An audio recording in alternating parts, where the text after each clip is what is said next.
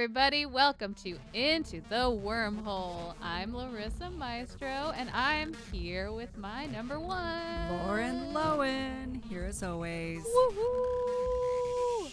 And this week is extra special because this is the first time we have had a special guest. Everybody, welcome my dear friend Joshua Dent. Hello, it's me.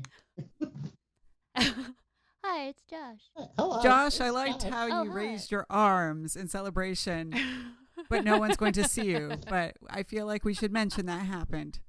Yeah, there's a B-roll of of just videos of me reacting to the conversation.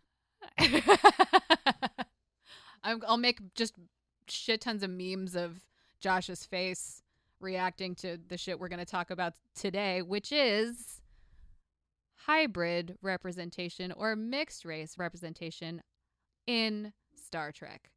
So I wrote a thing for Women at Warp, which is a Roddenberry Star Trek podcast. It's a feminist Star Trek podcast that I listen to regularly. I love them. And it was titled Star Trek's Tragic Hybrids. And in it,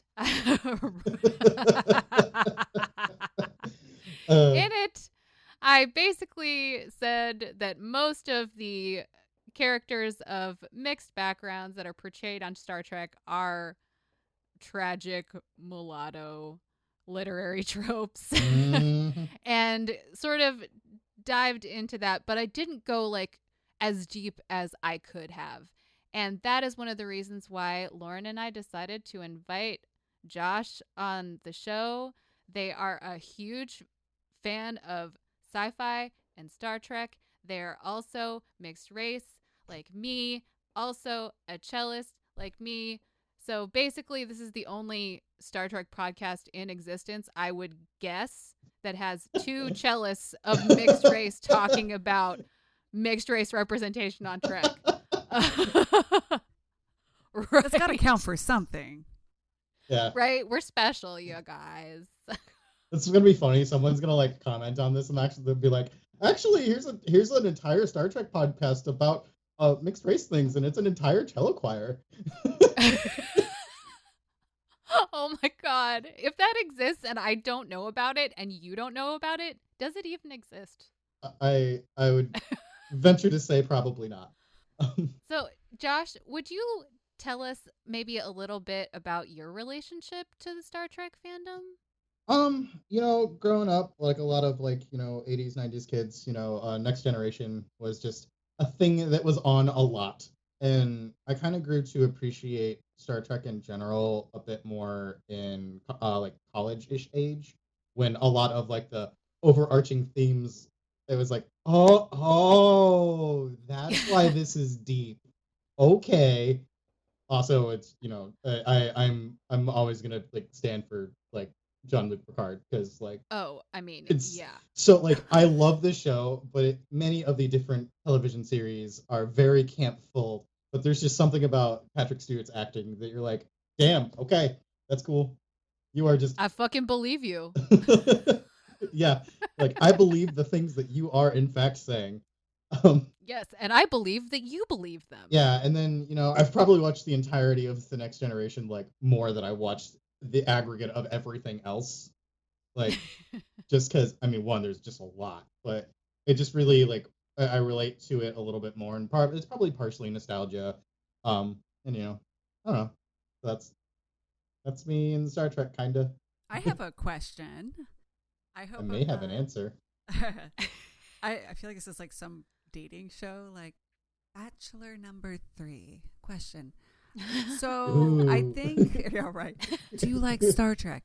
Larissa, I think, mentioned that she made it sound like your main jam was Deep Space Nine.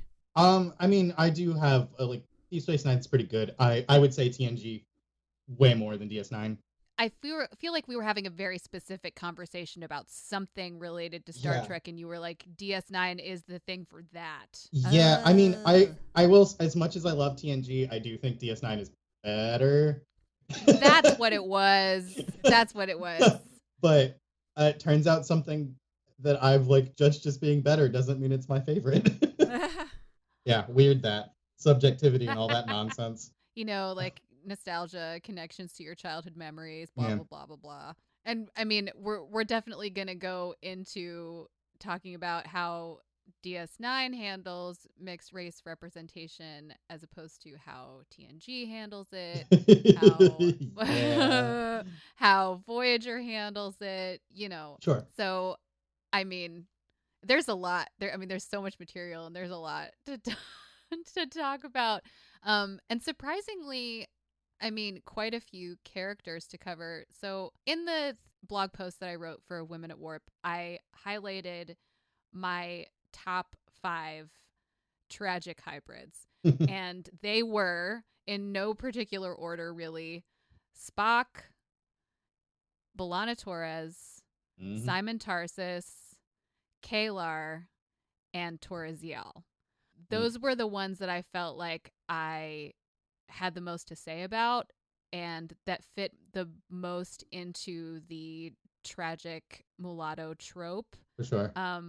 But there are others. I mean, there aren't a lot of others, no. but there are a few more. Obviously there's Deanna Troi. There is, what's her face? Baby. Naomi Wildman, who I mean, we never hear anything about her. And Sela and Bael. And that's pretty much all of them, I feel like. That's just a handful or 2 handfuls of characters. The Bael one's weird. I actually really want to talk about that episode and yes. Birthright and Unification. Yes. You want to talk about Sela and Bael? Here we go. Mm-hmm. Yeah. Yeah, I got some feelings. Revisiting Birthright for me was just a fucking trip because I haven't seen that episode in ages, probably for good reason. Yeah. It's not great for so many. I have so many feelings about primarily the second part of it because the first part's more I think isn't that more data driven and that whole that plot line of having dreams as dreams as an android. So that episode I think just targets so many of the things that I have problems with any racial representation on Star Trek in a lot of ways.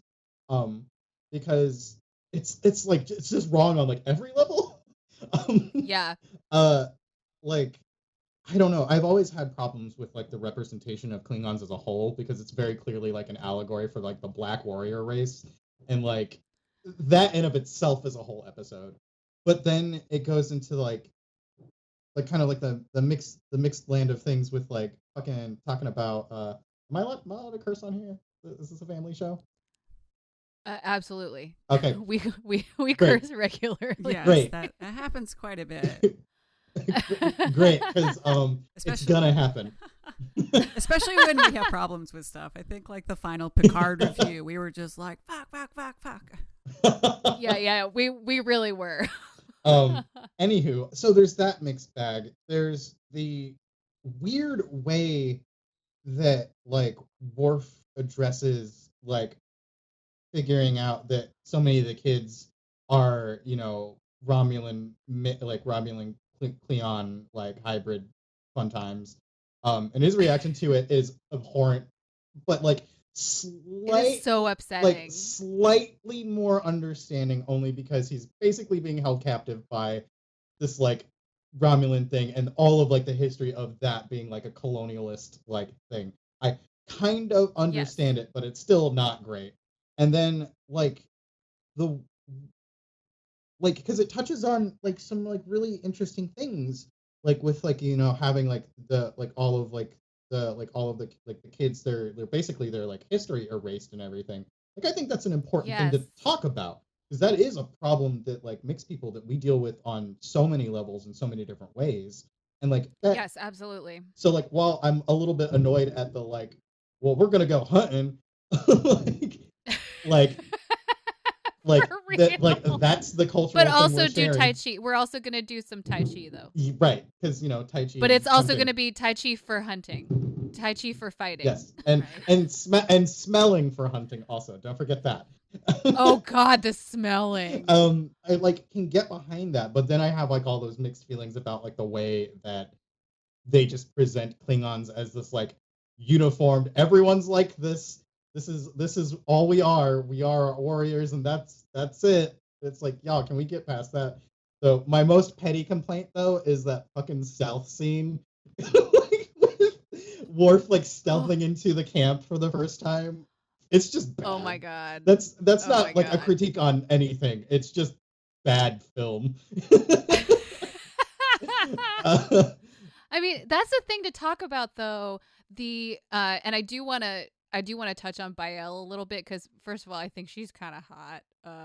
Yeah, She's but like, beautiful. how old is she? And Right, I did not like there that. are a lot of issues in there, in this Bael Pandora's box. Yeah. That we can open up, like the whole reaction to finding her ears, and like when he says, "I never thought that I could love a Romulan," like that shit was like, oh my fucking God, Worf, shut the fuck up right now. Just shut up. Just stop talking. Just stop talking. All of that is like, ugh. But like, I think I'm interested in talking to both of you about this idea of alien cultures being monocultures and what that means about where those things are coming from in our society and how they get to the screen this way. Yeah. Because really, you can say the same thing about almost every alien culture that has been written into any kind of science fiction world building in the history of science fiction in forever. You know what I mean? Like, there's no, with the exception of, and Lauren and I talked about this when we talked about Picard, that in Picard they're actually trying to give these alien cultures some nuance, and they're giving them different hairstyles, and they're not all wearing the same fucking shirt, and they're all and they have different personalities, and they're not being aggressive isn't in particular a personality of an entire species. It is like, maybe a part of a culture. Maybe there are things that are sort of different, but like they're trying to expand on that idea. But like in Star Trek right at this time, I can't remember what year this episode came out. It's like what, season 6 or something. So it's in the 90s. This is the 90s now. Yeah. Like Klingons and Romulans are still just monoliths, and that like really affects the way that they write a mixed race character. Yeah. I have a few thoughts. Actually, just one. But I think one of the issues, because we kind of touched upon this too, and it kind of starts off in left field, but it wraps back around, is, what's really interesting is, Larissa, you and I, not even on the podcast, but just when we were goofing around one time before or after, we're talking about how with Deep Space Nine, because there was a longer story arc, you actually started to get like villains, like Kai Wynn and Dukat, obviously. So you started to get characters. And before that, in TNG, the usually the bad guys was some sort of abstract concept, right? Like prejudice or hate or sexism or something like that. And because of that, for the most part, it was, okay, mankind has figured their shit out, and we need these other aliens to just be very, very simplified into these, like you're saying, like a monoculture, like Romulans are sneaky, Klingons are aggressive. And unfortunately, that causes a whole nother bag of problems. And I think like there were hints where they were trying to address it or give some nuances, but like you said, it didn't always come off successfully. Yeah, exactly. Like I think that Bael in particular, like they tried hard with her. Like she's the one that's calling out Worf. Like she's actually legit being like, what the fuck is wrong with you? Like, why do you have this problem with me? I'm a person. Like, you're in love with me, and I know you are. Also, why? They barely know each other. Again, problems with writing. Anyway. We have 45 also, minutes. we have 45 minutes. We got to get in. We got to get out again. But like she's coming at him. People don't challenge Worf. Yeah. You know what I mean? Yeah. Like people don't challenge him because he is a big Klingon that is also very stubborn and very traditionally minded. And also has some authority things with the Starfleet thing. That's yeah. The only person that can shut him down is Picard, man. Mm-hmm. It does seem like they were trying to do a thing, but it also really feels like the person writing this character does not understand what it means to be mixed race and doesn't have that perspective. They're just imagining what it would feel like. And there are a few moments where it's like, oh, okay, but for the most part, it's like, oh god, you guys just missing the mark like left and right. Yep. And do you guys feel like, I've had thoughts about this too, because so many of those mixed Klingon characters are female, and I realize Worf is 100% Klingon, but still he was adopted by human parents at a relatively young age. We've had instances in Star Trek where a young character, I think in a lot of cases it's always a young male, is adopted or taken by another alien species, you know, like we have Cardassians in Deep Space Nine, we have Suddenly Human in TNG, and you know, just the effect of nature versus nurture. You have so many instances where that new environment affects them. Watching some of these episodes, I've always been a little surprised that Worf wasn't a little bit more like flexible in his perspective culturally, because he was raised culturally human. I mean, I've thought about this too, that like maybe that's the reason for him. And I feel like there's an episode where like his parents come to visit and his mom is talking about like how he only wanted to eat Klingon food when he was a kid, and she was like, okay, I will make you Klingon food all the time, like that's what you want, and honoring his culture, which is lovely. I actually think that like the way his adoptive parents are written is pretty cool. But also that's coming from a person who's not adopted, so I don't know exactly, but it's interesting to think about that. I feel like the writers were like, he's like going really far in this direction and really like grabbing onto Klingon culture with both hands because he was not raised on the home world. Yeah, I don't know. I mean, does it work?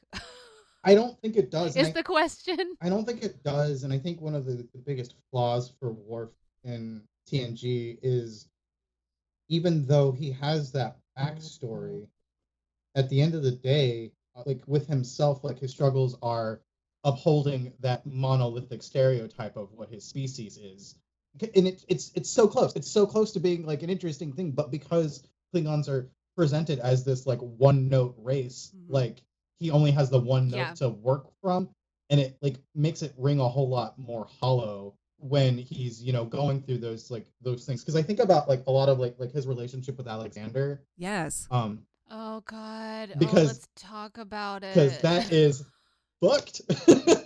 Yes. It's like the opposite of the Ciscos. Yeah. You know?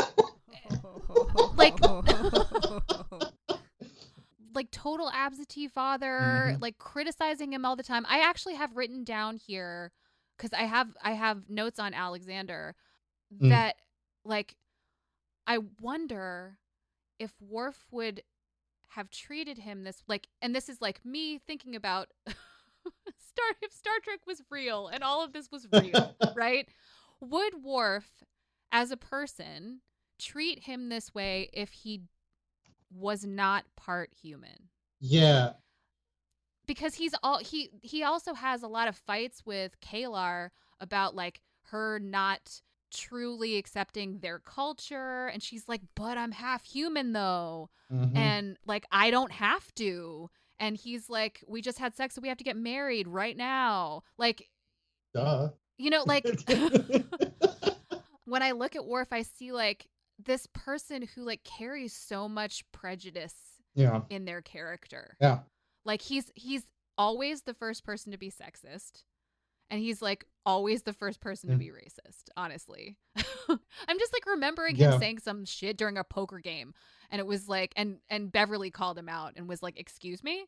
And then this shit with the Romulans, how he's like, he just hates all Romulans. Just blanket hatred for all Romulans. And, you know, and it's it's so complicated because I think, you know, it's, God, Worf, buddy. I know, Worf. Like, here we are, we're talking about mixed race characters. Yeah, and then we go to talk that. about Worf the entire time. But it is important. Well, it's. I think he's an interesting example of like something that does happen in the real world. Is like, you know, somebody of a certain race who's adopted by white people, and then going through the motions of trying to figure out who they are. Like, I think that struggle is, while not the same, is not unrelated to the mixed struggle in a lot of ways.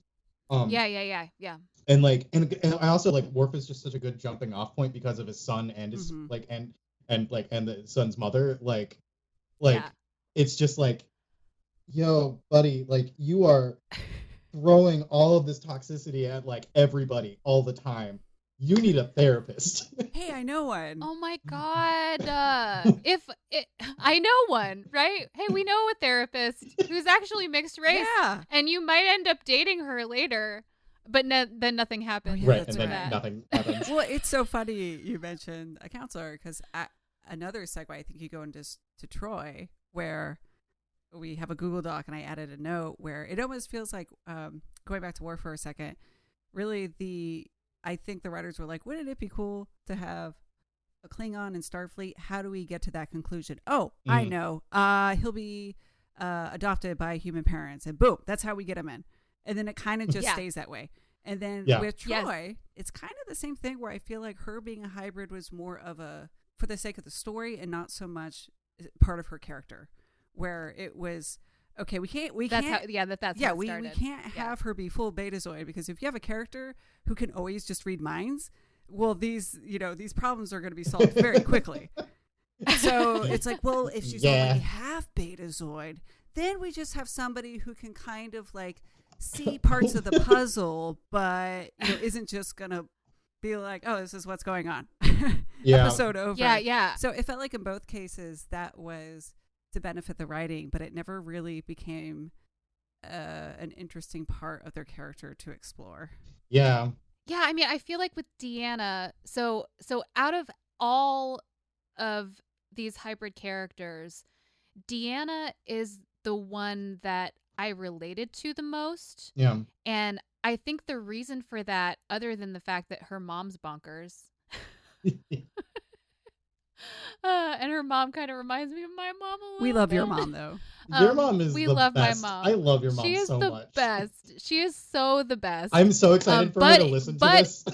Oh yes, she's gonna listen to this. But all I'm saying, Nanai, all I'm saying is that if you could speak to me telepathically, you would probably do it all the time. I'm just putting it out there. Anyway, Deanna is written in this way that, like, yes, I do agree that, like, the fact that she's mixed race wasn't supposed to be, like, a part of her character necessarily. It was just, like, a write around so they could give her this power. Let's go, Betazoids. Let's go. Okay, you can kind of read minds now. That's how genetics works. Yeah, exactly. But she very much is, in comparison to a lot of these other hybrid characters, you can't separate the Betazoid from the human. Right. You know what I mean? Like, she is a whole person in a lot of ways. She is like, I was raised on Betazed. My father is human. I had a very strong relationship with my dad. He died when I was young. I have a very strong relationship with my mom, and you're going to meet her a lot of times, and you're going to understand why I am the way I am, because you're meeting my mom. So there's this, like, sort of completeness about her character. And with a lot of these other hybrid characters, it's almost like they're human defaults with an alien thing living in them. Yeah. You know what I mean? And they're fighting with that alien thing all the time. And that is not how mixed race people are. Mm-hmm. Like, I'm not fighting with my Filipino-ness. Wait, what? Well, there's nothing about you about that situation that's secondary. Is right. Yes. Which is what I wrote about, like, we can go back to Troy, but like the problem I had, and I think you had, Larissa, with B'Elanna in Faces, is that by the end it feels like Torres is a human, and then the Klingon part is secondary, which is not a really fair way to look at the situation. Right. Josh, wow. How did you feel about Faces? Can we talk about Faces for a second? Yeah, we need to talk about because B'Elanna. Yeah, we gotta talk about B'Elanna. I've seen Faces a few times, and I watched it specifically for writing the thing, and then I watched it again yesterday. And oh my god. Yeah. Okay. Where the fuck do I start with this?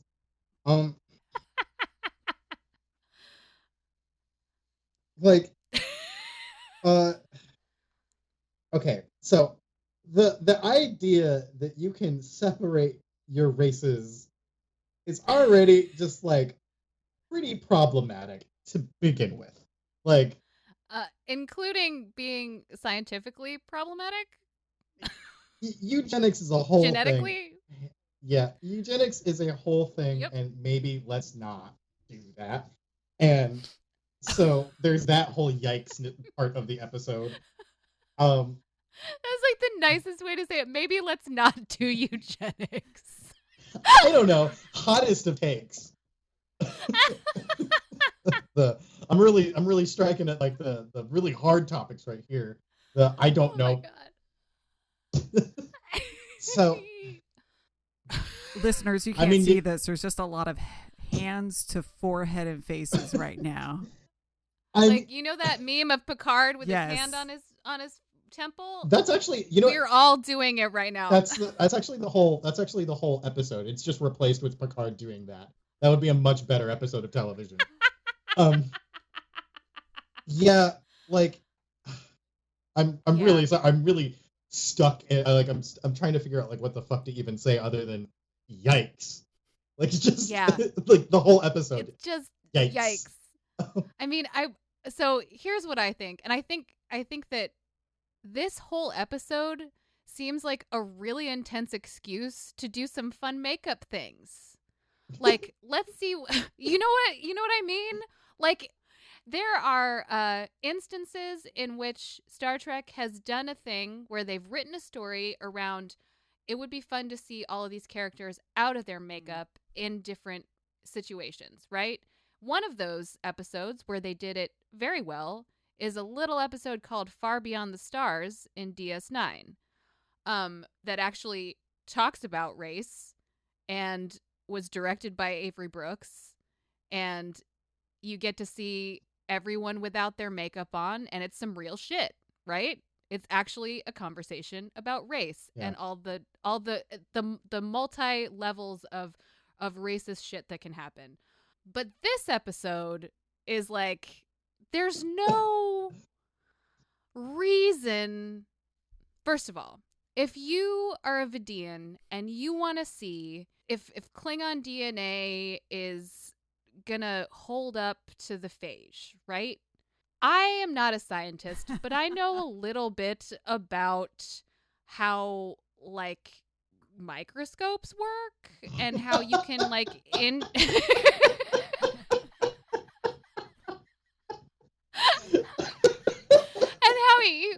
how you could like take a sample and then expose it to the virus to see. Like, I've seen Contagion.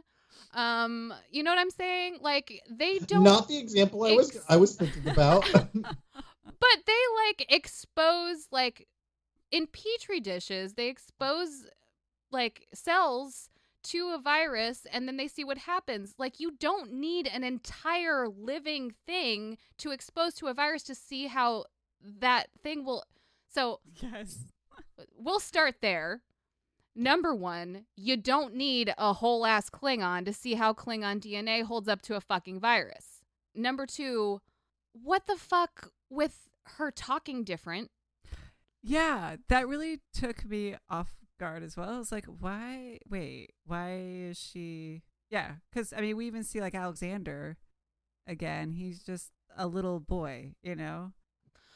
No, my white half speaks in one way, and then my black half speaks in an entirely other way.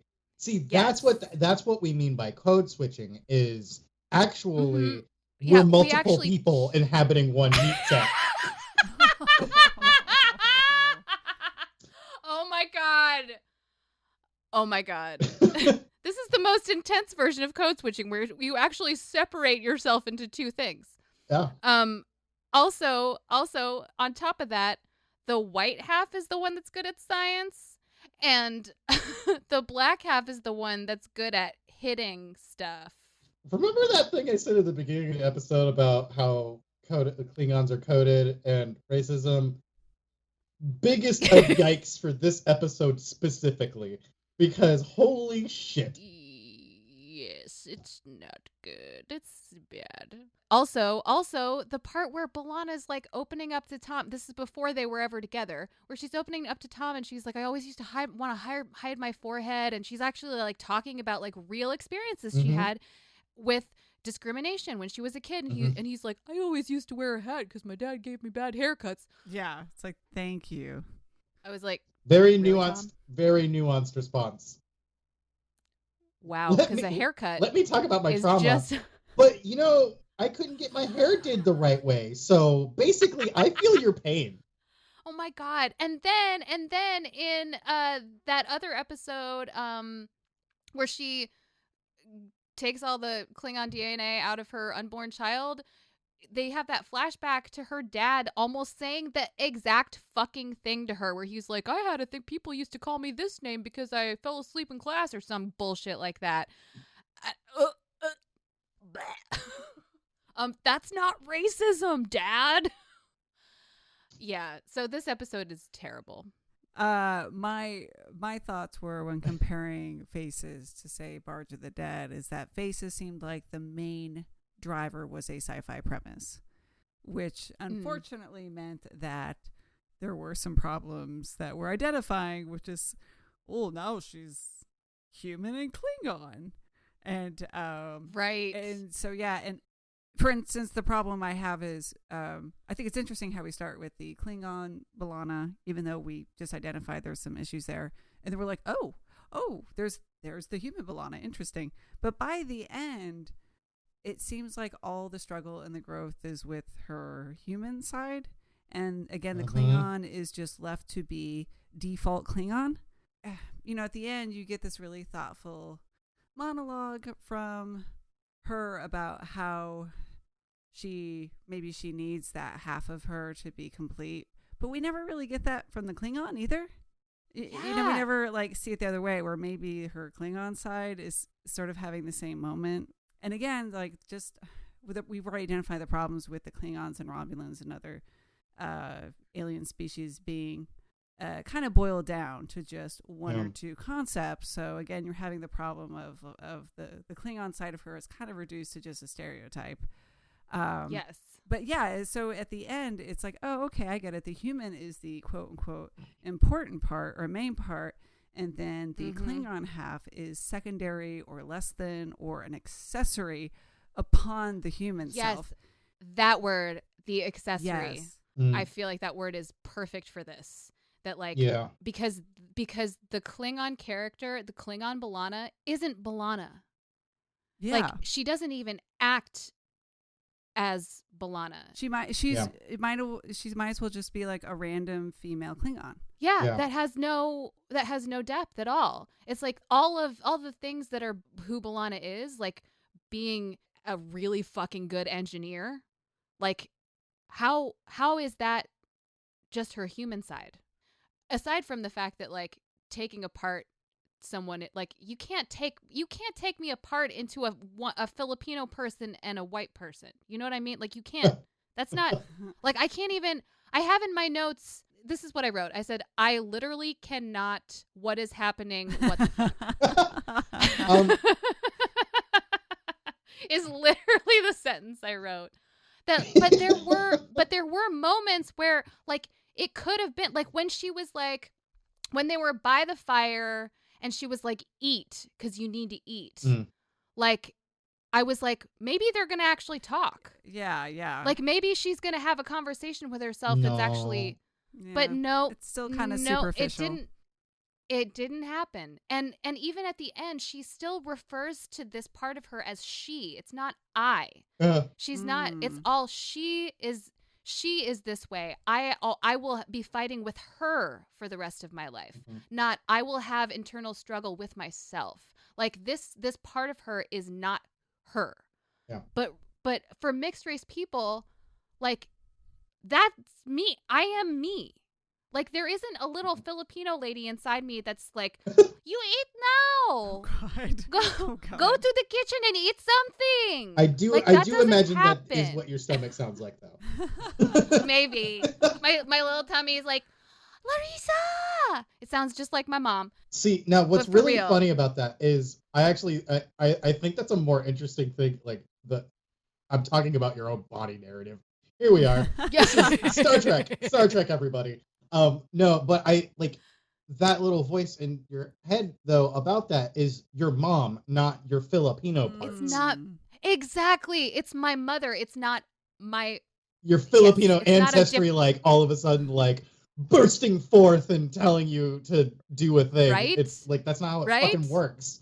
They obviously didn't have anyone with a mixed race background have anything to do with this story. I mean, that seems true with everything. Yeah. That idea that we, when we're walking around, have that baseline whiteness and then all of the other parts. You had said the accessory thing. And I think that goes into like just the really toxic ass way that, mixed people tend to be fetishized. Like, because basically the reason why we're considered more attractive by a lot of people is because there are white features, basically. Yes, and like for those of us who are mixed race, white and something else. Well, I mean, and it's. Oh, I'm sorry. Keep going. No, you can go. I was gonna say, Larissa, you can edit this out, but I just always think of that commercial offer you got. Oh my God! Like, I've told you about this, right, Josh? Remind me. In the Philippines, there was like the skin whitening thing. Yeah, the skin whitening thing. I know this story. Yeah, fuck all of that. Fuck all. Burn it down. Burn it down. Right, burn that shit. Burn that whole industry to the ground. First of all, yeah, fuck. But it was like, like I'm like my dad's white, and you want me to advertise that like I have lighter skin because I'm using your like it was just so fucked up. Yeah, that kind of othering is still dangerous. So that's absolutely done here. It's done in Star Trek for sure. Yeah. Like you're exotic. Like the fact that yes, you're exotic. That word. I know. That's why I said it that way because it's horrible. Not good. It's gross.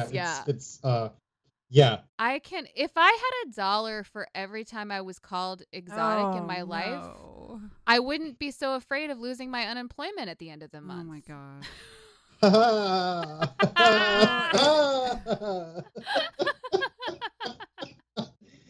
Dark. I mean, I see that in the fact that all of these we haven't even talked about this. All of these mixed race characters, with the exception of Roxanne Dawson, are all played by white women. Mm-hmm. Roxanne Dawson is Latinx. It's so like they all have naturally white features already. Susie Plaxton is white. She has white features in her face. She's also fucking tall as fuck. P.S. Did you guys notice that? But I mean, I'm here for it. She's, she's got white features. Yeah. Well, I saw that.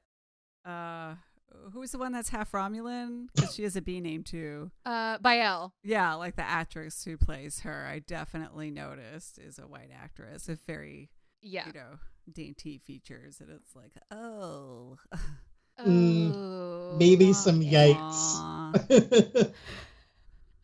Yikes. But yeah, so I feel like this is an interesting transition into just the whole idea of the human as the default and the alien as this extra thing. Yeah.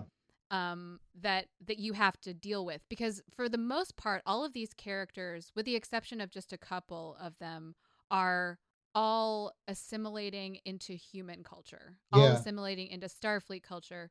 Like with the exception of Bael and Sela and Toraziel, Yeah. they're all told they have to choose Mhm. a side, and they're all for the most part trying to assimilate to being being a part of human culture as opposed to being a part of their alien culture.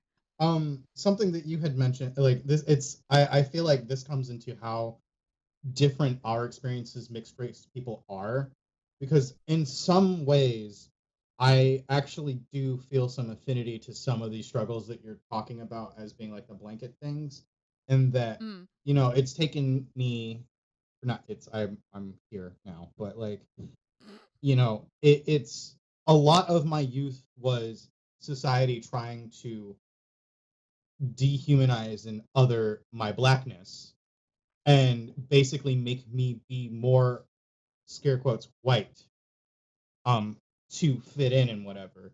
And I spent a lot of work in my early 20s trying to undo a lot of that bullshit. um Yeah. like and like because of that, it is constant work to uphold my blackness and not put parts of myself that have been conditioned to be put down. So in some ways, like maybe not in the way that alienness is represented in Star Trek, because once again, that whole monolith thing is just like, it makes it really hard to relate to anything, because it's like Yes. we're all individual people, we're all different, so like maybe we should show that. But there are aspects of it that I would actually disagree with, that because yes, we are whole people, but I've had a lot of conflict with my racialness. I am in that like that ambiguous ground where people know what the fuck I am. Like when you meet me in person, it's like, I don't know, could be anything. Could be any race. And 90% of the time people are just dead wrong. But like, Mm-hmm. you know, Ooh, let me guess. Ooh, let me guess though. Can I guess? Let me no. guess. Okay, but what about, oh my God, But right? what are you? But what are you though? Yeah, fuck that. But I, going to that point though, I do, it does resonate to me with, seeing a lot of these characters trying to find their roots and struggling between what they're being told they should be and what they should not be. Like, that is, while executed very poorly most of the time, there is a glimmer of thing in that I'm like, yeah, no, I feel you. Like, I Yes. feel that. So yeah. This is really cool because this is exactly why I wanted to ask you to talk with us about Yeah. this, because I know from my experience with other friends of mixed race that yes, indeed, we are all different people and our experiences with Mhm. our mixed race identity are all different, and the way we've been treated because of our identities is different. Right. Like in order to prepare to write this piece for Women at Warp, I talked to a lot of friends of mine who were mixed race. Yeah. And we had conversations about our experiences that we had never had before, Mm. because like, I mean, a lot of us growing up, like you just, either you didn't know many other people who had biracial or mixed race identity, but you also just like weren't really, I mean, I personally wasn't really encouraged to talk about it with other people outside of my family. So I mean, talking to my best friend from childhood who's half Japanese, her dad is white American, Mm. and talking to her about her experiences, she grew up in Seattle until she was in 7th grade, and then moved to my hometown in upstate New York. And her experiences there were so different from mine. I mean, Seattle for a half Asian kid like is rough. Yeah. And then talking to other friends of mine who like I've known since I was a kid, but we'd never discussed this, and then hearing like shit about like like I have a good friend who's also half black, half white, and he was like, I only get pulled over in the summertime. That speaks to me. I was like, that melanin my life is God.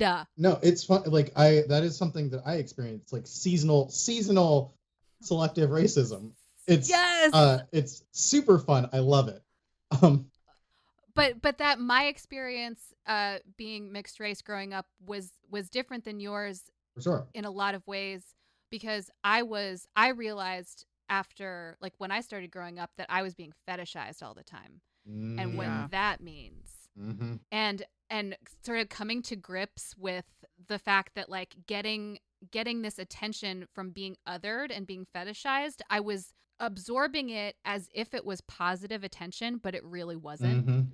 And realizing what that meant for my own behavior and what that meant for my own self, and like what that did to me and my psyche, what that did to my self-esteem, what that did to like me personally. And again, I see that in Deanna. I see Deanna getting fetishized a lot on the show for her betazoidness. Yeah. And I keep relating to Deanna so hard, and like all sense. the time. The other thing for me is that, like, just exploring the fact that, like, here we are, two mixed race people on this talking about Star Trek here, and both of us have completely different experiences growing up mixed race and existing as mixed race in the world. Like, I don't see that spectrum here represented. You know what I mean? We don't see that in, like, we don't ever see it. There are glimmers in any media. Like, there are glimmers of it in Star Trek. Like, they get so close so many times in so many of the different series, but I've yet to experience them actually. Like, I think, like, your conversation about, like, Deanna is probably the closest thing to that. And even that, like, you know, it's funny that you said that, because I'm like, I don't super relate to Deanna. Like, because I also, like, I just always read it as, like, the Betazoid thing was just like how do we mind read? Oh, I know. We have species that mind read. Even though that is absolutely true. Yeah. So, like, you know, I like reading it that way, like, because I didn't get that. I was like, of course, this human character's treated like a person. Because, like, also, it's like one of the few alien species in Star Trek in which there are no distinguishable features between them and humans besides the mind reading stuff. And it's the black irises. They have that's the, and like, I mean, have you met someone with like really dark brown eyes? Like, the whole thing. Right. Yeah. Ooh, there is that one moment though. Did you watch The Emissary? Yes. Where Deanna and Kalar have that like literally like 15-second conversation about being mixed race. Representation? Well, if I may, it's kind of a side thing, but going back to your comments about fetishization, one of the things that I've also wondered, because you guys were saying about different experiences and everyone's experience is unique, especially depending where you grow up, or in the cases like being female or male, you know, those are different layers on top of it. Or a non-binary. Yes. Well, and that was one of the things I was thinking about too, is that especially, you know, being an 80s, 90s kid, I feel like when it came to mass market media, like a Star Trek or anything that you would see on, you know, a safe hour on a network, like a family-friendly network, like when writers were starting to get into kind of LGBTQ characters, it always seemed like they thought it was safer to go with two women. And like we see that in Star Trek too. Oh, for sure. Where it's like, well, we're going to have Jazdia and this woman, or we're going to have like Ezri and Kira. And, you know, then we Larissa, you and I have talked about how like they never went there with Garrick. But it was like... Right! They never fucking went there with Garrick. Come on! But it almost kind of feels that way too with the mixed race characters. Like when you talk about Ziel, Kalar, B'Elanna, and I realize there were other reasons to make them female in the series, but it always seemed like those characters had the most... maybe the most inner conflict. I mean, I know Kalar is only there in 2 episodes, but like... she's a diplomat. And does anybody notice Yeah. when they were watching Emissary that her solution is like, they're Klingons, just kill them? And Worf is like, I think there might be multiple solutions. And she's like, no, you can't reason and with Picard them. is like, absolutely and I'm not. like, gee, we are not doing It that. seems like maybe for a diplomat, you should be a little bit more Right? understanding. I don't know. It was just, Oh, they're just going with the good old British approach. right. Yeah, just blow them up. I was like, oh, that's interesting. The British approach is blow them up. But it seems like those characters sometimes, not all of them, but the ones that were sometimes rejecting that alien presence in them just always happened to be more female. And it was like, we're gonna, I mean, you had Alexander a little bit, but he was such a young child. Like I felt like they thought that made sense. And he only appears on DS9 like briefly. I mean, to be honest, like episode. I mean, what do we have? Three hybrid characters that are male, and the rest of them are female. Mm-hmm. So we've got Spock, we've got Alexander, and we've got Simon Tarsus, and then everyone else is a girl. Yeah. I'm glad you pointed this out, Lauren, because this also relates back to the fact that the original tragic mulatto literary trope is they're usually women. Okay, I did not know that. Yeah. And it's because they were that just like makes them worse off. You know, like it makes them even more oppressed. Yay! It means that you can villainize their sexuality. It means you can critique their appearance and the way that they dress and the way they present themselves. All of these things are now fair game.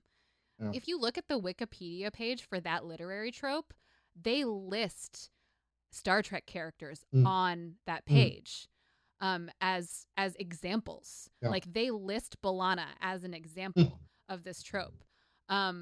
They list Kalar as an example of this trope, especially Kalar and Zial, because they both die. Yeah. And that's part of the tragic mulatto trope, is that they die. Yeah. They die a horrible death. So not all of these characters are picture perfect examples of that trope, but almost all of them have like pieces of it. You know, like the internal conflict, like the never being able to get ahead, like the feeling of not belonging, all of those things, which in some respects a lot of us feel. Like I regularly feel like I don't belong. I regularly feel alone. But I don't want to watch a fictionalized version of what somebody thinks I am and then watch that person die. You know, like every fucking time. Like why? I don't like, like I just don't really, I don't know why I feel that way. It's weird. Yeah. It's really weird. Hey, listener, this is Lauren from the future saying thanks for listening to part 1. We'll have part 2 coming at you soon. Find us in the collective at intothewormhole.show, on Instagram at intothewormhole.podcast. Into the Wormhole is brought to you by We Own This Town. Walt thinks that all the Star Trek theme songs are about him, P.S., because I'm always like, baby Walt, he's a little baby Walter. He's baby Walt. He's baby Walt. He's Walt. I mean, well, everything's about Walter, so that's true. So that's true. So that's true. So that's true. So that's